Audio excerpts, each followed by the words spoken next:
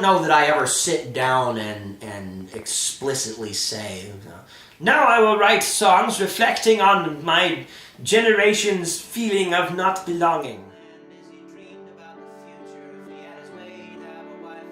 I kept hearing all these stories about how, the high burnout rate for educators. Because I don't remember what the statistic is now, but at the time I think they say that like your average young teacher makes it, I think it was something like 3 to 5 years before they burn out and move on to some other profession, right?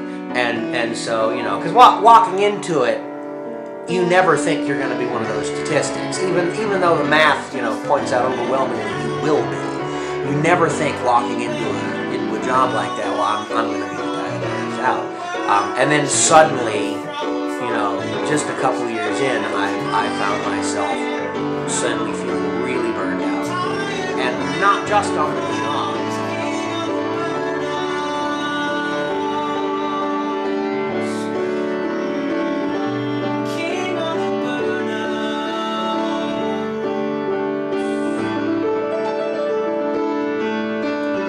When I went off to college, I was actually a voice major in college, so I didn't really have a whole lot of formal piano instruction.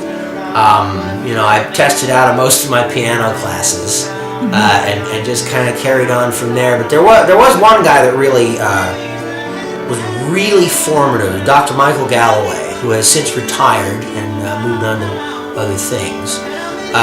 But he was in charge of the trumpet studio at Mansfield University, where I did my degree, and he ran the jazz bands, and I played in jazz band all for my entire college career except for the first semester, because the first semester I was there, nobody knew I could play.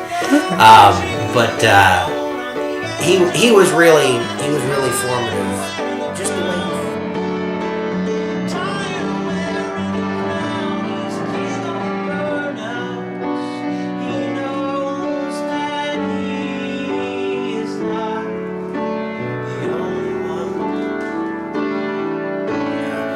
play with abandon. That's what my teachers used to tell me all the time, and it took me 20 years to figure out what they meant. You know what they meant?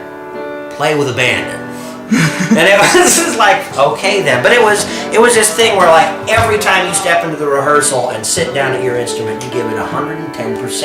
And you gotta know the rhythms, you gotta know the style, you gotta know what's up, you gotta have your life together. But at the same time, there was this tremendous sense of almost childlike joy and discovery on a day-to-day basis, which is something that I've really fought for in my own private practice.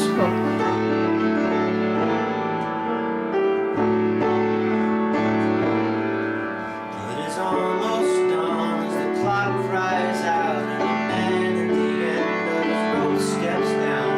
There's frost on the windows and sad eyes in the mirror. There's not a damn thing you can do about it now. At the core of it is this chipper bouncy pop tune with a really depressed lyric stuck underneath of it, and that I think is the primary thing that makes it interesting to me anyway.